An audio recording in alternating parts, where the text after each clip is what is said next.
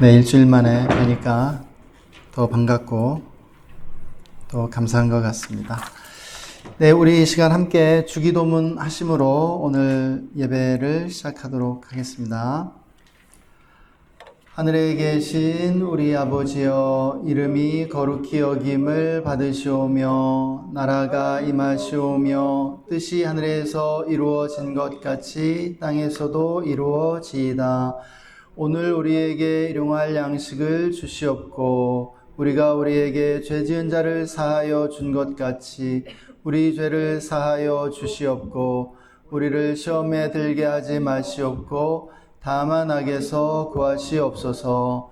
나라와 권세와 영광이 아버지께 영원히 있사옵나이다. 아멘. 아멘. 예, 우리 계속해서 좀 함께 잠시 예배를 위해서 또 우리 자신을 위해서 기도하는 시간 함께 가졌으면 좋겠습니다. 네, 벌써 3월의 첫 주일이 되었습니다. 2월을 보내고 또 겨울도 보내고 이제 따스한 봄 또 3월을 맞이했는데 하나님의 은혜에 감사하면서 오늘 예배를 위해 기도하는 시간 잠시 갖도록 하겠습니다. 감사의 기도를 올려드립시다. 하나님 아버지 감사합니다. 주님을 찬양합니다. 하나님 추운 겨울을 잘 보내고 따스한 봄을 맞이하게 해주심을 감사합니다. 2월 한 달도 잘 보내고 이렇게 3월을 맞이합니다. 또 아이들은 개학을 하고 또 우리의 마음은 새로워집니다. 주님께 감사함으로 나아갑니다. 모든 것이 감사입니다. 감사한 것밖에 없음을 고백합니다. 주님 찬양을 받아 주옵소서. 예, 계속해서 좀 예배를 주님께 올려드리고 우리 자신을 주님께 올려드리면서 정말 우리 모두가 은혜 받는 시간이 될 수 있도록 또 우리의 삶에 걱정, 근심, 무거운 짐들 주님 앞에 내려놓으면서 주님께 좀 간구하는 시간, 주님께서 예배를 통해서 응답해 주시도록 구하는 기도 함께 하겠습니다. 예, 주님 이 시간 주님을 의지하며 나아갑니다. 오 주님, 우리의 모든 걱정, 근심, 염려 또 마음의 무거운 짐들을 주님 앞에 내려놓습니다. 오 주님, 오늘 예배 가운데 우리 모두가 주의 음성을 들으며 응답받기를 원합니다. 오늘 예배를 통해 주님 말씀해 주시고 우리의 마음의 평강과 기쁨을 회복시켜 주시기를 원합니다. 우리를 새롭게 하여 주옵소서. 예배 가운데 주님 보좌를 정하시고 좌정하셔서 통치하여 주시옵소서. 하나님 감사합니다. 주님을 찬양합니다. 주님을 예배함이 우리의 기쁨임을 고백합니다. 우리는 예배하기 위해 지음받았고 예배하도록 부르심받았음을 고백합니다. 우리의 마음과 우리의 정성을 다한 우리의 예배 가운데 성령님 기름 부음으로 임하여 주시고 우리가 신령과 진정으로 예배하며 하나님 만나는 이 시간이 되기를 원합니다. 주의 얼굴을 우리에게 보여주옵소서. 주님의 영광을 우리에게 보여주옵소서. 우리가 주님을 만나고 우리의 영혼의 깊은 갈급함들이 채워지는 예배가 될 수 있도록 주님 축복해 주시기를 원합니다. 오늘도 우리 예배를 받아주시는 주님께 감사드리며 주 예수님의 이름으로 기도했습니다. 아멘. 아멘. 예, 우리 함께 기쁨으로 주님을 찬양하시겠습니다.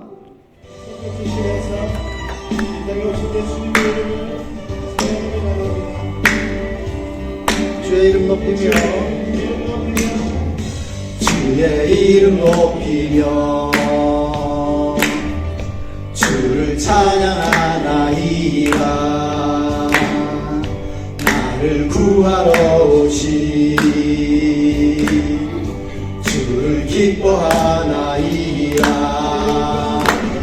하늘 영광 돌리고 이 땅 위에 십자가를 지시고 죄 사했네. 무덤에서 일어나 하늘로 오르셨네. 주의 이름 높이리. 아멘. 할렐루야.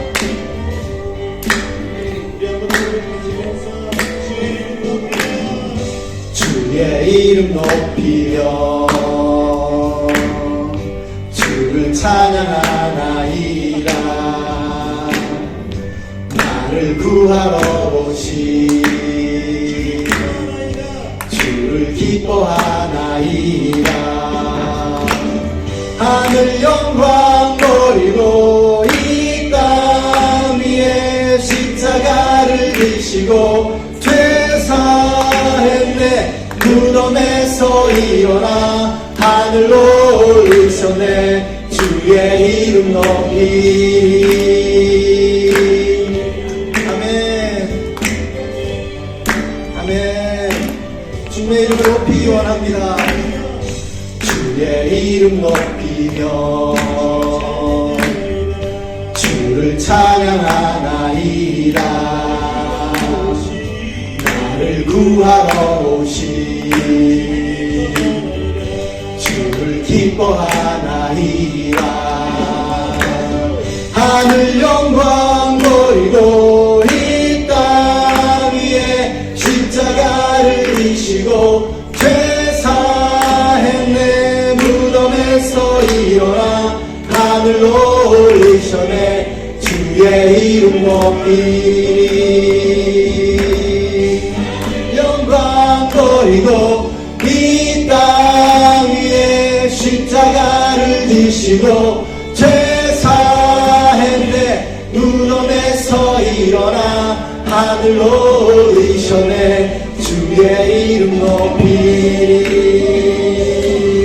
하늘 영광 버리고 이 땅 위에 십자가를 지시고 퇴사했네.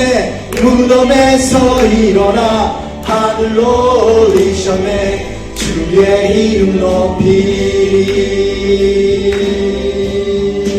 이름 높이.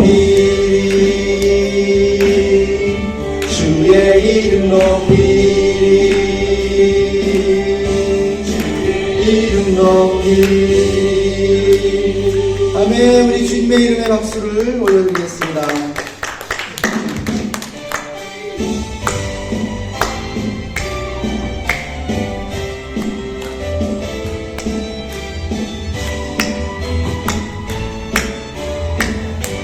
주 하나님, 주 하나님, 독생자 예수 날 위하여 오시었네. 내 모든 죄 다연하시고 죽음에서 부활하신 나의 구세주, 살아계신 주, 나의 참된 소망, 걱정 근심 전혀 없네. 사랑의 주의 갈 길 인도하니 내 모든 삶의 기쁨을 충만하네. 주 안에서 거듭난 생명 도우시는 주의 사랑, 참 기쁨과 확신 가지고 예수님의 도우심을 믿으며 살리. 살아계신 주, 나의 참된 소망, 걱정 근심 전혀 없네. 사랑의 주의 갈 길 인도하니 내 모든 삶의 기쁨을 충만하네. 살아계신 주, 나의 참된 소망, 걱정 근심 전혀 없네. 사랑의 주의 갈 길 인도하니 내 모든 삶의 기쁨을 충만하네. 그 언제 주 뵐 때까지 주를 위해 싸우리라. 승리의 길 멀고 험해도 주님께서 나의 앞길 지켜주시리. 살아계신 주 나의 참된 소망 걱정 근심 전혀 없네. 사랑의 주 내가 길 인도하니 내 모든 삶의 기쁨 늘 충만하네. 난 예수가 좋다오.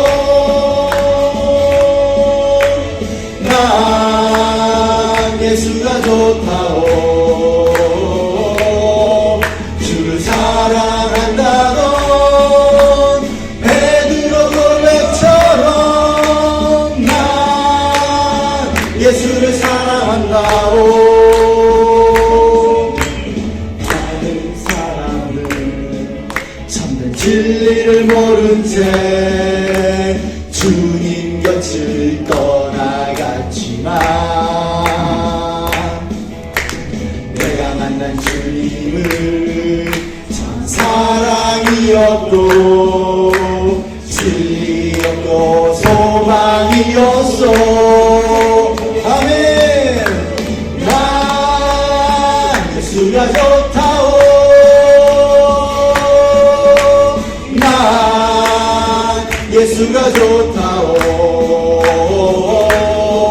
주를 사랑한다고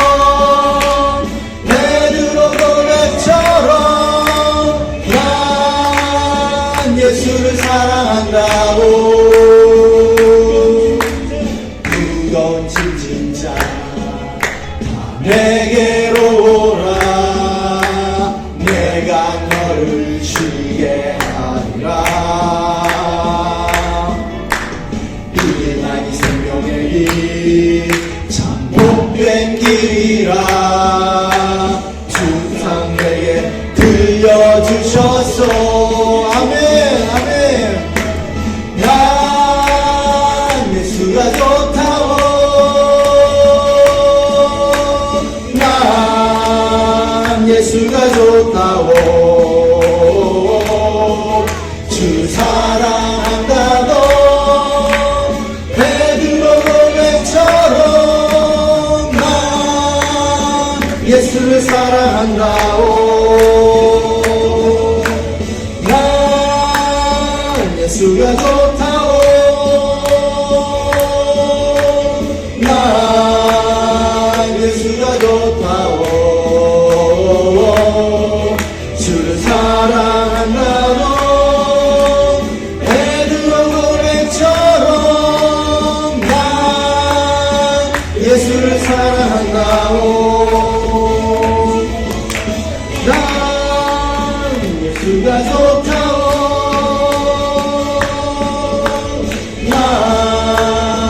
예수가 좋다오. 주를 사랑한다던 베드로 고백처럼 난 예수를 사랑한다오. 사랑한다던 베드로 고백처럼 난 예수를 사랑한다오. 아멘. 예수님 사랑합니다. 예, 예수님을 사랑합니다.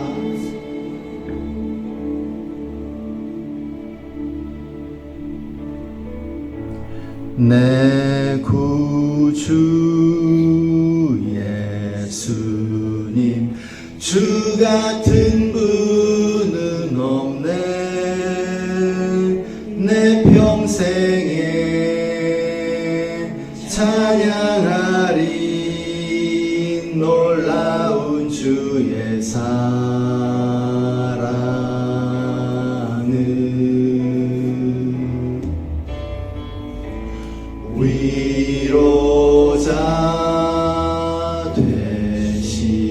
하시며 피난처 되신 주님 나의 영혼 온 맘 다해 주를 경배합니다.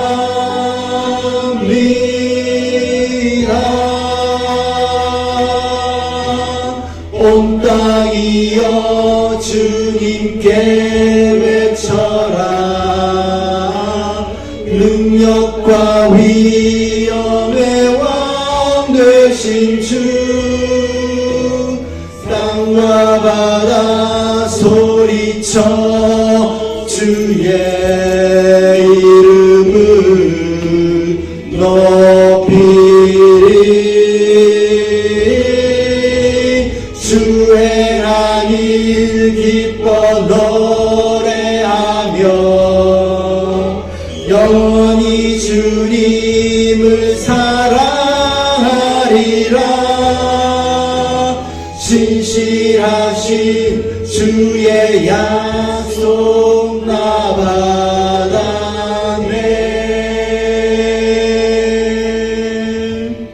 아멘. 내 구주 예수님 주 같은 분은 없네. 내 평생에 찬양하리 놀라운 주의 사랑을.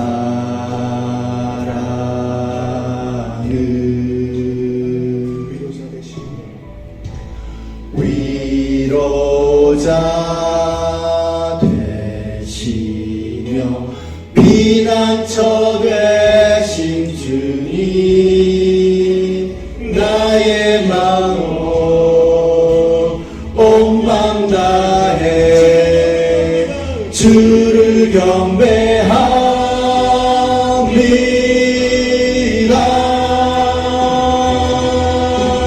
온 땅이여 주님께 외쳐라. 능력과 위엄의 왕 되신 주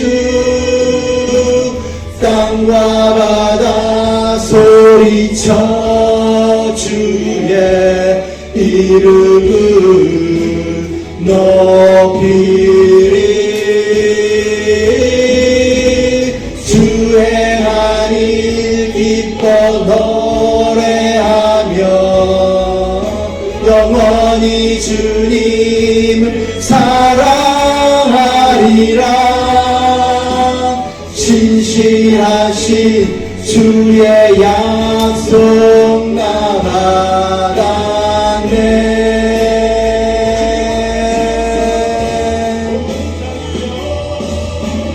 온 땅이여 주님께 외쳐라.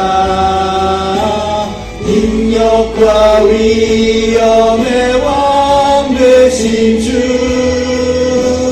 땅과 바다 소리쳐 주의 이름을 높이리.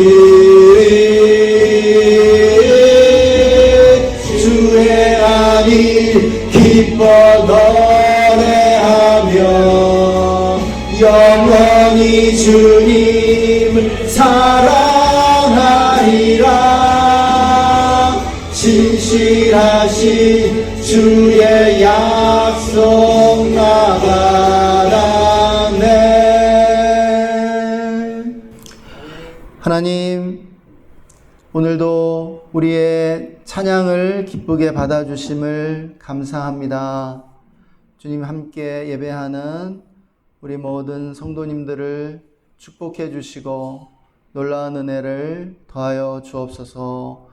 우리 양권 집사님, 최지선 집사님 늘 평안케 해주시고 또 선의 수의 주애가 정말 행복하게 학교와 어린이집 다닐 수 있도록 축복해 주시기를 원합니다. 아버지, 또 우리 조영선 목사님, 승범 장로님 이렇게 보내주시면 감사합니다. 늘 강건케 하여 주시고 또 자녀들의 진로를 인도하시며 또 평탄한 길 주시기를 원합니다. 마음의 소원, 기도의 제목들 또 다 응답하여 주시옵소서. 하나님, 우리나라를 긍휼히 여겨 주십시오. 이 수원이 의로운 도시가 되게 해 주시고 하나님께 영광 돌리는 도시가 되게 하여 주시옵소서. 또 우리나라의 정치, 경제, 사회 모든 영역에 하나님이 은혜를 베풀어 주시고 하나님을 예배하는 그러한 모든 영역들로 구속해 주시기를 원합니다. 하나님 또한 남과 북에 평화를 주시고 평화통일 이루게 하여 주시옵소서. 북한의 복음의 문을 열어 주옵소서. 또 선교지와 우리 선교사님들 기억해 주시고 붙드시며 또 부흥의 은혜를 내려주시기를 원합니다. 하나님, 이 시간 말씀 들을 때에 말씀 가운데 주님이 친히 음성을 들려주시고 또 우리 모두가 주님이 허락하시는 은혜를 받게 해주시기를 원합니다. 함께 해주신 주님께 감사드리며 주 예수님의 이름으로 기도했습니다. 아멘. 오늘 우리에게 주신 하나님의 말씀은 마태복음 18장 18절에서 20절의 말씀입니다. 우리 18절부터 20절까지의 말씀을 한 목소리로 읽겠습니다. 시작. 진실로 너희에게 이르노니 무엇이든지 너희가 땅에서 매면 하늘에서도 매일 것이요 무엇이든지 땅에서 풀면 하늘에서도 풀리리라. 진실로 다시 너희에게 이르노니 너희 중에 두 사람이 땅에서 합심하여 무엇이든지 구하면 하늘에 계신 내 아버지께서 그들을 위하여 이루게 하시리라. 두세 사람이 내 이름으로 모인 곳에는 나도 그들 중에 있느니라. 아멘. 할렐루야. 우리를 새로운 시즌으로 인도하시는 하나님을 찬양합니다. 코로나 이전과 코로나 이후의 세계는 많이 다른 것 같습니다. 우리가 경험하는 그 세계, 이 세상이 분위기가 많이 달라진 것을 우리는 느낍니다. 특별히 신앙인들에게는 더 그런 것 같습니다. 코로나를 거치면서 교회가 또 우리의 신앙이 많은 그러한 변화를 겪고 있다고 느끼게 됩니다. 사회적으로 보면 기독교 쇠퇴 현상이 뚜렷해지고 있죠. 교회 출석 인원이 급감했고요.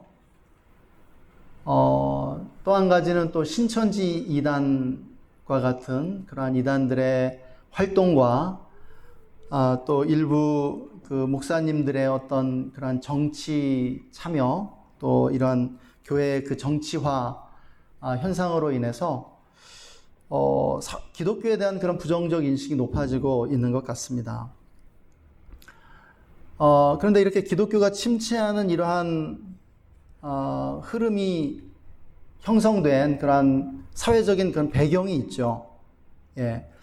무엇보다도 그 현대 문명이 철학적 기반으로 삼고 있는 무신론적인 유물론이 그 굉장히 큰 영향을 끼치고 있다고 생각이 됩니다. 사실은 이 학교가 세상을 지배하고 있는 거거든요. 이 교육이라고 하는 것이요.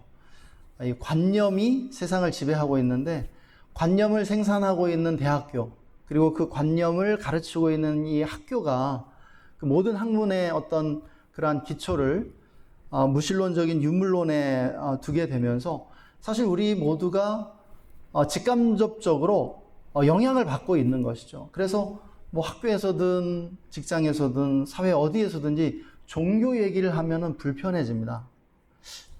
뭐 같은 신앙인들끼리 만나서 종교적인 그러한 대화를 나눠도 옆에 사람이 들을까 신경 쓰이게 되고요.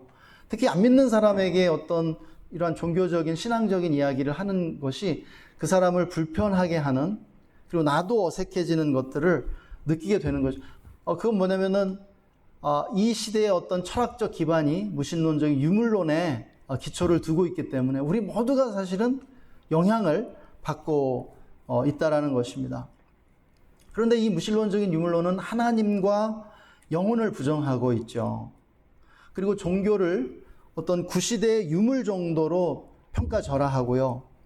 또 매우 부정적으로 생각하도록 만듭니다. 예를 들면 종교는 아편이라는 말, 물론 사회주의에서 쓰고 있지만 사실은 이 사회주의적인 이념들이 한국 사회를 이렇게 변화시키는데 굉장히 큰 축을 담당하고 있는 것도 우리가 부정할 수 없는 사실입니다. 그런데 바로 이 지점에서 현대 문명에 어떤 커다란 구멍이 생기고 있는 것이죠. 빈틈이 있다는 것입니다. 어떤 현대 문명의 그러한 취약성이 바로 여기에 있다라는 거예요. 하나님과 영혼을 부정하고 있다는 것이죠.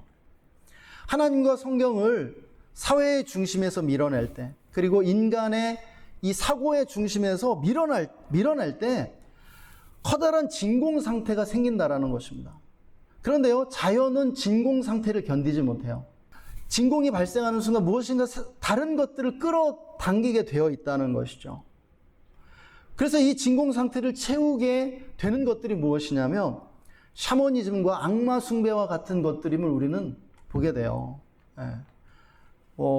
우리에게는 거리가 먼 얘기라고 느낄 수 있겠지만 사회를 들여다보면요, 아이들이 쉽게 접하는 문화를 보면은 깜짝 놀랄 거예요. 거기에 샤머니즘과 악마 숭배가 공공연하게 그렇게 노골적으로 지금 침투하고 있다는 사실을 알게 될 것입니다. 그래서 문명이 고도로 발달할수록 어떤 현상이 나타나냐면 무당과 점치는 사람들이 기하급수적으로 늘고요. 아주 건강하지 않은 거짓 종교들, 이단들이 이렇게 바로 하게 됩니다. 그래서 우리가 현대인의 종교가 무엇이냐를 보면 무신론적 유물론인 것 같은데 의외로 샤머니즘입니다. 샤머니즘이 굉장히 강해지고 있어요. 만화와 영화, 드라마를 보면 알 수 있습니다. 여러분이 잘 안 보셔서 모르시겠지만 영화들도 굉장히 많고요. 이런 것들을 다루는. 그래서 우리나라의 무속인의 수가 얼마가 되느냐? 어림잡아 100만을 지금 추산하고 있거든요.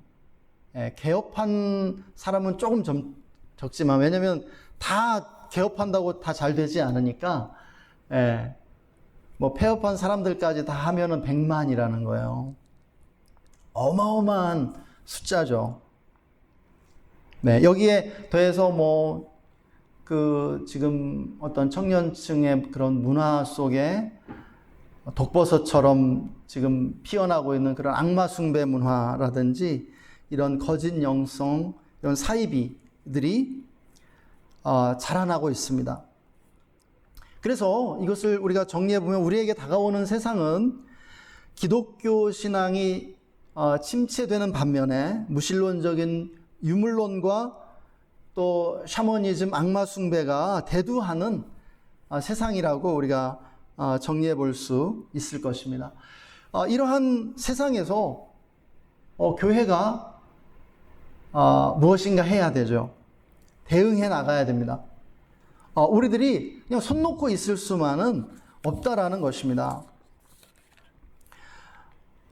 이러한 시대에 교회에 주어진 가장 중요한 과제는 무엇이냐? 영혼에 대한 관심을 회복하는 것이라고 믿습니다. 사실은 시대를 막론하고 기독교의 최우선적인 과제는 바로 영혼을 돌보는 것입니다. 그런데 이 시대에 그것이 더 중요하게 부각될 수밖에 없다는 것이죠. 바로 우리 시대의 철학인 유물론과 과학적 사고방식이 영혼을 무시하고 있기 때문입니다. 영혼에 대해서 말하지 않아요. 영혼을 인정하지 않아요.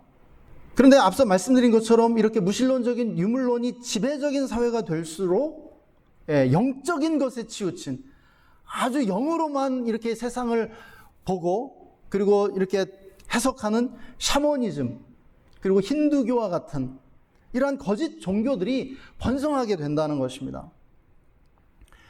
왜 그래요? 극단은 언제나 극단을 부르기 때문입니다. 극과 극은 통한다는 거예요. 함께 있다라는 것입니다. 지식을 전수하는 학교와 학문이 무신론적이 될수록 예술과 문화는요, 영적으로 치우치게 되는 것이죠. 이런 분위기를 살아가는 우리 현대인들은 심각한 심리적, 정신적 문제를 만나게 되죠. 예. 제가 무엇보다 심각하게 보는 것은 귀신 들림의 문제입니다. 귀신 들림의 문제요. 우리는 현대 문명이 점점 더 귀신 들림에 취약해지고 있다는 그 사실을 알아야 해요. 예. 제가 방금 전에 한국의 무속인의 수가 대략 100만 명이라고 말씀드렸죠. 20년 전에 2배예요. 아시는 것처럼 무속인들은 신들린 사람들이죠. 귀신에 붙잡힌 사람들입니다. 그런데 이 귀신 들린 사람들은요, 이 무속인의 숫자를 훨씬 능가한다라는 것이죠. 여러분 다 아시죠? 정신병이라는 이름으로 혹은 질병이라는 그림자에 숨은 이 귀신 들림이 겉으로 드러난 숫자보다 훨씬 많다는 것입니다. 사실 어쩌면 그 아이들이 히키코모리, 은둔형 외톨이들이 되고 있는지도 몰라요. 왜냐하면 사회에 적응할 수가 없거든요. 그러한 정신 상태로는요. 정신이 황폐해져 있기 때문에.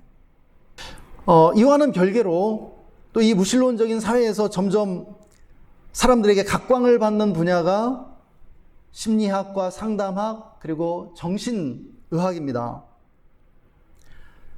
점점 사람들이 그것을 더 많이 찾게 돼요. 현대에 와서는 이 상담가와 정신과 의사들이요, 목사의 역할을 대신하고 있습니다. 신앙을 갖지 않은 사람들에게 특별히 더 그래요. 놀라운 일이 아니죠. 왜냐하면 인간은 영적인 존재이기 때문에 그래요. 영혼이 가장 중요한 존재이기 때문입니다. 그래서 종교를 밀어낸 사회는요, 이 종교의 역할을 대신할 사람들에게 그 영혼을 돌봐줄 그러한 사람들을 찾게끔 되어 있다는, 반드시 그러한 사람들이 필요하다는 것입니다. 그래서 오늘날요, 이 오은영 박사나 김창욱과 같은 사람들이 바로 그런 역할을 해주고 있는 것입니다. 사람들이 막 그 사람들에게 엄청난 그러한 환호를 보내고 그 사람들을 찾고 의지하려고 해요. 문제는 무엇입니까? 그들이 근본적으로 영혼의 문제를 해결해 줄 수 없다라는 사실입니다. 왜입니까? 왜요? 여러분, 영혼의 문제, 인간의 정신적, 심리적 문제는요, 궁극적으로 하나님을 만날 때에만 해결될 수 있기 때문입니다. 모든 사람에게 필요한 것은 사실은 하나님이에요. 하나님을 만나야 되는 거예요. 그런데요, 관념 속에서 하나님을 밀어내버리니까, 그래도 하나님을 만나려고 그런 사람들이라도 찾게 되는 거예요. 그것이 인간의 본성이라는 것입니다. 믿으시기 바랍니다. 인간은 근본적으로 종교적인 존재이고요, 영적인 존재입니다. 내가 누구인지를 결정하는 핵심이 무엇입니까? 영혼이에요, 영혼. 우리 모두는요, 생김새와 외모가 다르죠. 비슷한 사람은 있어도 똑같은 사람은 없습니다. 전 세계에 나하고 비슷한 사람이 한 600명 정도 있다 그래요. 박노철과 닮았다, 이런 사람이 한 600명 정도 있다고 합니다.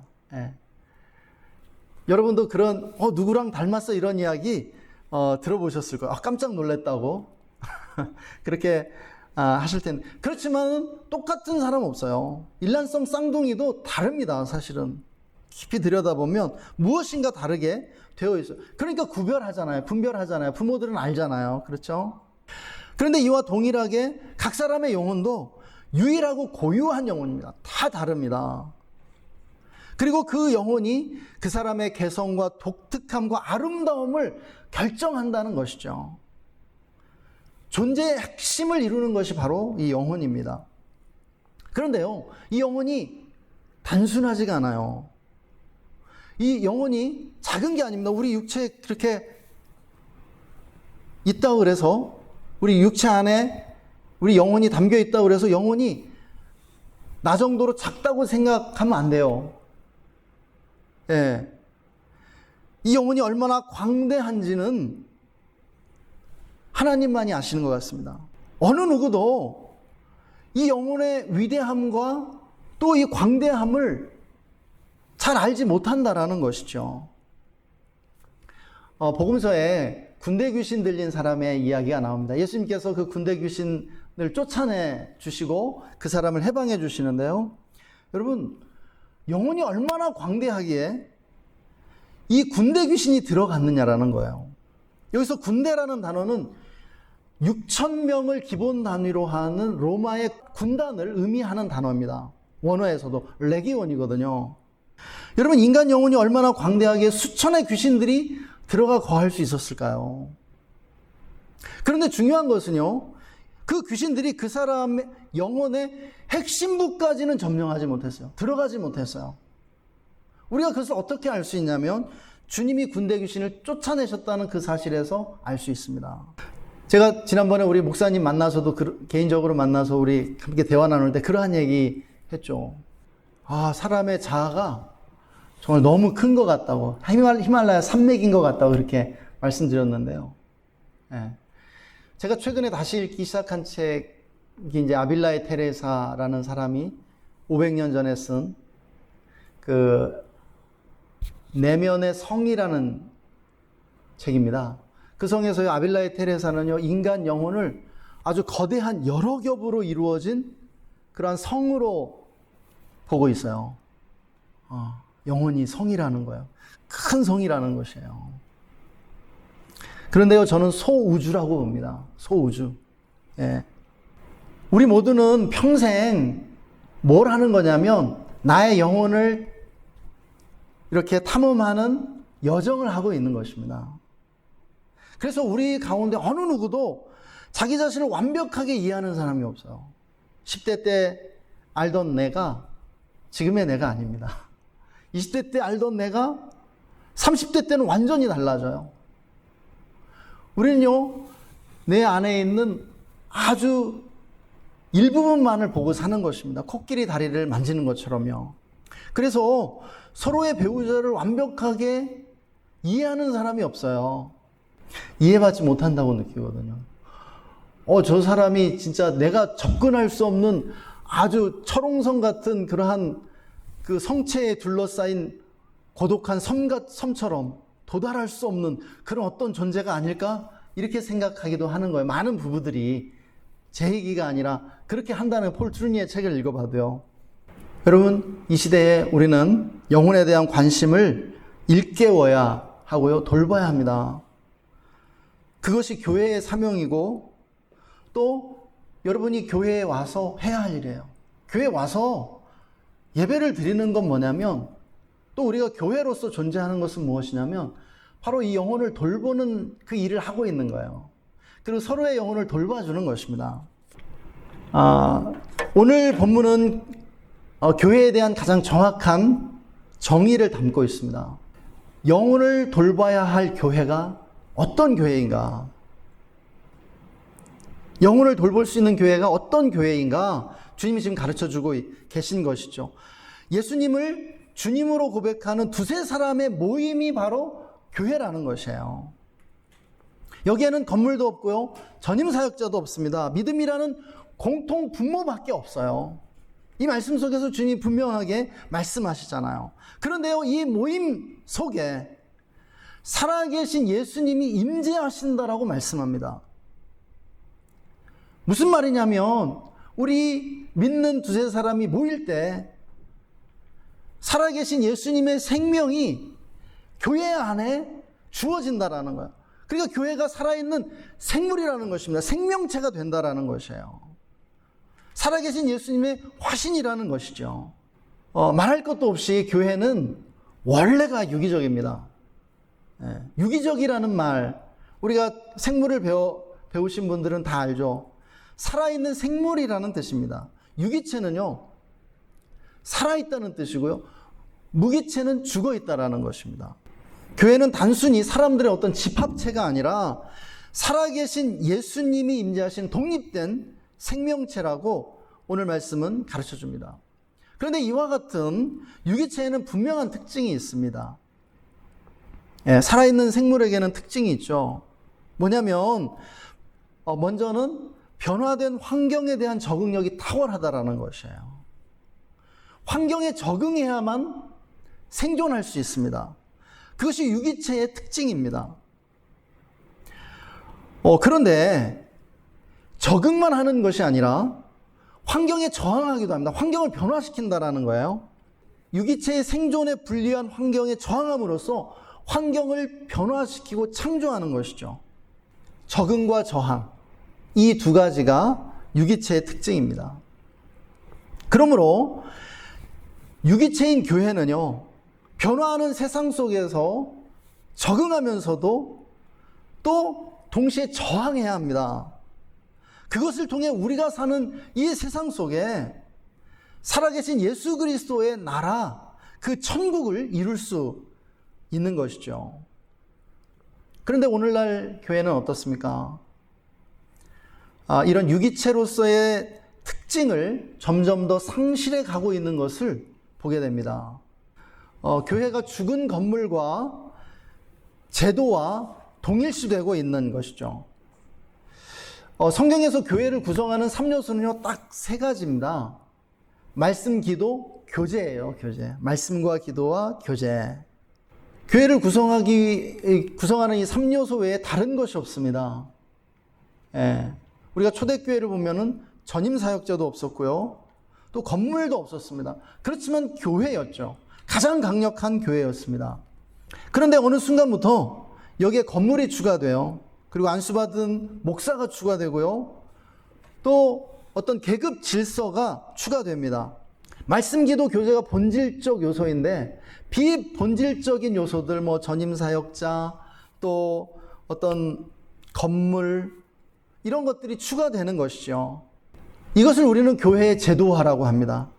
그런데 이렇게 교회가 제도화되면서 본질적인 것보다 비본질적인 요소를 더 중요하게 취급하게 되었죠.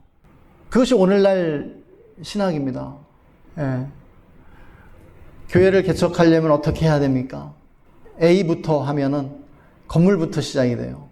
그리고 목사가 있어야 된다고 하고요. 예. 목사만이 교회를 개척할 수 있다고 하고요. 평신도들끼리는 안 된다고 말하죠. 거기서부터 문제가 생기는 것이죠. 예. 종교인이라고 하는 이러한 특수 어떤 계급을 딱 만들어 놓고 그들에 의해서 이 종교를 이끌어 가다 보니까 심각한 문제들이 발생하기 시작합니다. 오늘날 한국 교회만 봐도 그래요. 자, 저와 같은 목사들은요, 종교인들입니다. 그런데 종교인들은 본질적으로 사람들을 종교화시키려는 경향이 있어요. 그것이 종교인의 본색입니다. 사람들을 가정과 직장으로부터 빼내와서 교회라는 건물에 모이게 하려고 굉장히 애를 써요. 거기에 그 교회라는 건물, 이 특정 장소에서 많은 시간과 에너지를 쓰게 하는 게 이 종교인들의 목적입니다. 그들을 예수님을 닮아가도록, 거룩한 사람이 되도록, 그들의 인격이 성숙하도록 하는데 관심이 있는 게 아니에요. 1차적인 관심은 그게 아니에요. 일단 오라는 거예요. 내 말을 듣고 내가 인도하는 예배를 참석하라는 것이죠. 제가 목사님들 욕하기 위한 것이 아닙니다. 목사라는 존재가 필요해요. 자, 백혈구를 생각해 봅시다. 몸에 좋은 일을 하는 것입니다. 세균을 잡아먹고요. 우리의 몸의 면역 체계를 유지시켜 주는 것이죠. 그런데요, 이 백혈구가 어느 날 비이상적으로 증식하기 시작하면서 정상세포를 공격하고 적혈구를 잡아먹으면서 사람을 죽음에 이르게 할 수 있습니다. 그것을 백혈병이라고 하죠. 혈액암이라고 합니다. 오늘날 그러한 상황이에요. 목사가 너무 많아요. 매일 건물교회에 오고 헌금 잘 내는 사람이 신앙 좋은 사람이요 성숙한 사람이라고 그렇게 믿습니다. 그리고 그렇게 믿게 만들고 싶어 해요. 근데 그런 거 아니잖아요. 그렇죠? 참된 신앙인은 그것과는 또 다릅니다. 그런데 우리가 성경을 보니까 종교인들은요, 율법주의자들이었어요. 그렇죠? 예수님이 누구와 싸우냐면 율법주의자들과 싸운 것입니다. 실제로 오늘날 종교인들은 사람들에게 율법주의적인 신앙생활을 강요하고 있습니다. 자발성보다는 의무감으로 신앙생활 하도록 만들려고 자꾸 의무감을 주입시켜요. 주일날은 예배 드려야 된다. 11조 해야 된다. 그리고 그 기준에 맞추지 못할 때 굉장히 정죄감을 느끼고 실패감을 느끼게 만들어요. 너는 실패했어. 너는 잘못하고 계속 목사님들 보면 막 꾸짖는 목사님들이 있어요. 자기는 이 정도 높이에 있고 이렇게 지금 바닥에 있는 것처럼 왜 그렇게 사냐고 하면서 당위성을 얘기해요. 뭐뭐 해야 한다고 끊임없이 이야기하죠. 그런데 그것이 자기들이 정해놓은 그러한 틀이고 또 인간이 만들어낸 고정관념일 수가 있죠. 또 비성경적인 경우가 많다고 할 수 있겠습니다. 우리가 성경에서 율법주의자들 보면은 굉장히 아주 역설적인 게 있어요. 그들은 가장 종교적인 사람들이었지만 또한 가장 세속적인 사람들이었다는 것이죠. 주님이 그들의 이중성을 고발하시죠. 오늘날 종교인들이 그렇다는 것을 제가 봅니다. 저도 이쪽에 몸담고 있기 때문에 제가 많이 보는데 굉장히 안타까워요. 근데 그렇게 될 수밖에 없는 구조거든요, 지금. 교회를 건물과 돈의 기초 위에 쌓고 있기 때문에 그래요. 그러니까 당연히 사역이 돈의 논리로 움직여지고요. 성도들을 하나의 영혼으로 보는 것이 아니라 돈으로 보는 거예요. 회사와 다를 바 없게 되었죠. 그래서 오늘날 현대교회에 가장 영향을 끼친 것은 경영학과 리더십 분야입니다. 그런데 결코 기업을 따라가지 못해요. 한참 뒤처집니다. 왜냐하면 이 구시대적이고 권위주의적인 조직 문화를 결코 바꾸고 싶어 하지 않거든요. 담임 목사들이 자신의 어떤 그런 권력과 힘을 내려놓을 생각이 전혀 없거든요. 그러면 이 시대에 과연 어떠한 변화들을 우리가 일으켜야 하겠습니까? 교회는 원래 유기적이지만 오늘날 교회가 유기적인 특징을 잃었기 때문에 죽은 건물과 제도에 갇혀있기 때문에 우리는 유기적 교회를 개척해야 한다고 말하게 되었습니다. 교회를 죽은 건물과 제도로부터 해방시키는 것이 유기적 교회입니다. 교회를 건물과 돈의 논리로부터 해방시켜서 소그룹화시켜야 됩니다. 오늘날 이렇게 복잡 다단한 현대 사회에서 주일날 예배 드릴 수 없는 사람 많아요. 그러한 사람들 주중에 예배 드리면 되잖아요. 바쁜 현대인들이요, 특정 건물에 특정한 시간에 모이는 거 굉장히 힘들어하고 또 불편합니다. 주차도 너무 불편하고요. 또 다음 예배를 위해서 예배 형식을 그냥 이렇게 수박 겉핥기식으로는 그냥 해치우고는 그냥 차를 빼줘야 돼요. 예배를 해치운다는 게 말이 됩니까? 저는 지금 제도 교회 그리고 건물 교회 없애야 된다고 말하는 게 전혀 아니에요. 없앨 수도 없고 그리고 계속해서 존속해 나갈 것입니다. 나름의 생명력을 가지고 있어요. 그렇지만은 앞으로 개척될 교회들은 이러한 유기적 교회가 돼야 돼요. 현대인들이 이렇게 언제 어디서든지 예배할 수 있고 하나님을 만날 수 있는 유기적 형태로요. 교회는 믿음의 사람들이지 건물이나 제도가 아닙니다. 믿는 사람들이 자신의 가정과 삶의 현장 그리고 자신만의 어떤 관계 네트워크, 친구 관계 속에 세우는 교회가 유기적 교회예요. 가정에 갇히지 않습니다. 그래서 가정교회라고 부르지 않아요. 직장에 있을 수도 있고요. 그냥 찻집에서 친구 만나면서 자연스럽게 교제하면서 그 교회가 이루어질 수 있는 것이에요.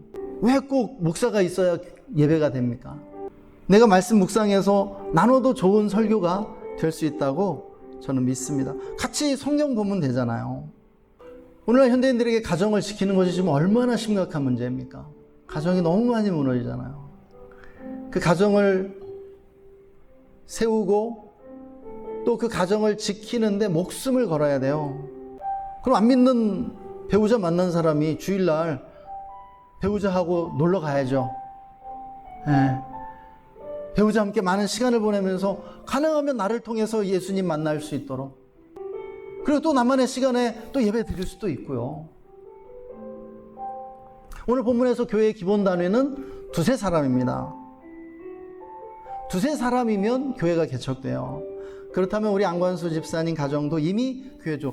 많아요. 5이나 되잖아요. 큰 교회입니다. 우리 조영선 목사님도 이미 장로님과 교회를 이루고 있고요. 교회라는 거예요. 그러한 관념으로, 그러한 개념으로, 그러한 관점으로 교회를 보기 시작해야 돼요. 우리가 주의 교회는 이러한 작은 교회들이 모이는 네트워크 교회입니다.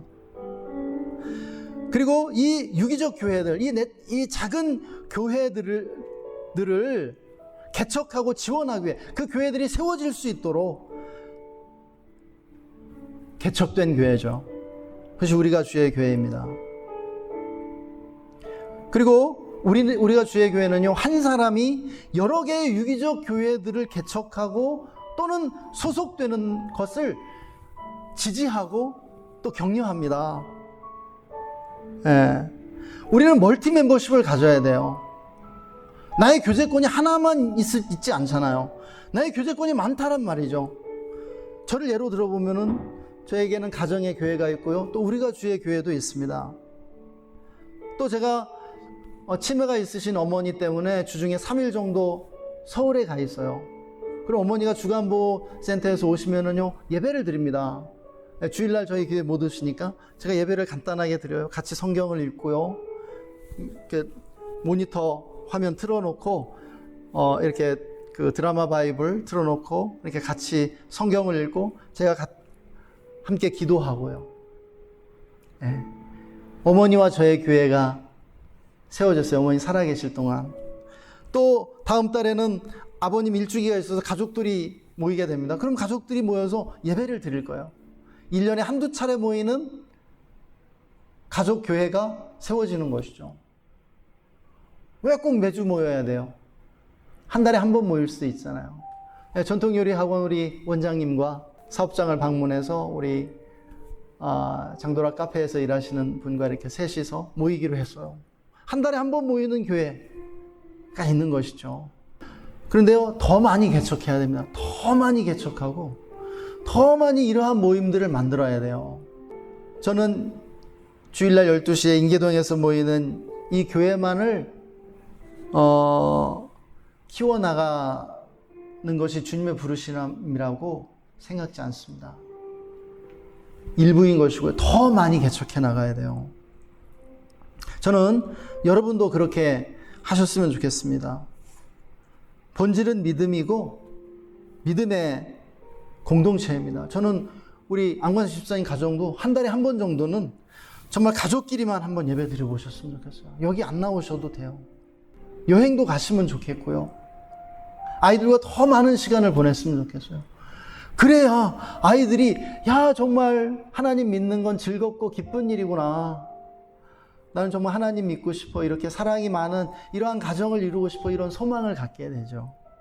그래서 우리가 교회에만 모이다 보면요, 세상을 소홀하게 돼요. 저는요, 제가 헌신한 이후로 세상 친구들 다 끊어졌습니다. 근데 그들에게 복음을 전해야 되냐? 그들을 만나서 하나님의 그 마음을 전해야 되는데 그게 다 끊어졌단 말이에요. 그래서 제가 우리가 주의 교회를 개척한 이후로 초등학교 모임에 나가기 시작해요. 어제도 초등학교 친구 딸이 결혼한다 그래서 결혼식장에 가서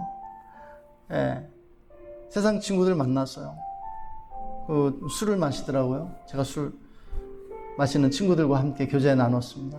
난 목사라고 이렇게 얘기를 했죠. 관심을 가져야 돼요. 직장에 관심을 갖고요. 정말 가정과 직장으로 돌려보내는 운동. 더 가정에 집중하고 직장에 집중하고. 왜 그리스도인들이 직장에서 왕따 당하고 왜 인정 못 받고 왜 그래요? 교회에서만 잘하라고 하니까 세상에 소홀하게 되잖아요. 안 됩니다. 안 됩니다. 우리 그리스도인들이 세상에서 정말 잘 살고 좋은 직장인 최고의 그런 모델과 같은 친척들 가운데서도 제가 그래서 지난 주간에 고향의 날 행사로 40년 만에 고향의 날 행사를 갔어요. 아버지 살아계실 때 같이 갔더라면 얼마나 좋았을까 그런 아쉬움이 밀려오더라고요. 근데 사역에 너무 바쁘니까 갈 수가 없었죠. 우리는 더 적극적으로 우리 주변에 관심을 기울이고 그리스도인이 세상 속으로 들어가야 됩니다. 신앙적인 삶을 세상에서 살아야지 교회에서 살면 뭐 하겠냐는 거예요. 그렇지 않습니까?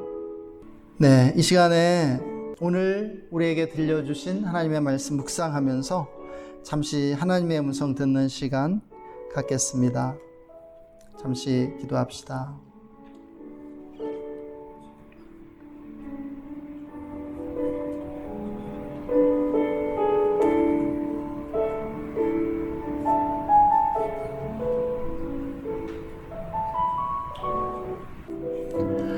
하나님 아버지, 한국교회를 축복합니다.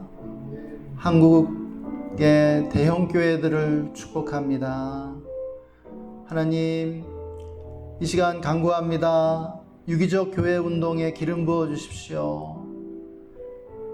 이 세상에 수많은 유기적 교회들이 세워질 수 있게 축복해 주십시오. 건물교회에 실망하고 떠난 가난한 신자들이 유기적 교회로 세워지기를 원합니다. 믿음은 있지만 교회에 상처받아서 교회에 나오지 않고 있는 그 수많은 이들이 가정과 삶의 현장에 교회를 세우고 교회로서 존재하며 하나님을 더 깊이 만나고 또한 영적으로 성장해 갈 수 있도록 은혜를 베풀어 주시기를 원합니다.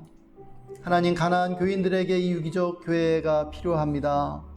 하나님, 그리고 정말 현대인들에게 이 유기적 교회가 필요함을 고백하며 더 유연해지고 율법주의를 버리고 종교의 껍데기를 벗기고 정말 참된 신앙을 추구하는 이러한 유기적 교회들이 아버지, 우리나라 곳곳에 사람들이 있는 모든 곳에 세워질 수 있도록 축복해 주옵소서. 그렇게 행하실 주님을 찬양합니다.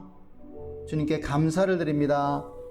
지금은 교회의 머리가 되시는, 그리고 교회의 참된 생명이 되시는 우리 구주 예수 그리스도의 놀라우신 은혜와 우리를 사랑하셔서 우리를 참으로 유기적 교회 공동체의 일원이 되게 하시는 하나님 아버지의 영원하신 사랑하심과 오늘도 우리 가운데 임재하시고 운행하시는 성령 하나님의 내주 충만 교통 기름 부으심이 오늘 말씀을 듣고 유기적 교회를 개척하며 유기적 교회 운동에 함께하기로 다짐하는 우리 모든 성도님들과 그 가정과 직장과 삶의 현장 위에, 그리고 우리가 주의 교회와 우리나라 대한민국 위에 지금으로부터 영원토록 함께 계시기를 간절히 축원하옵나이다.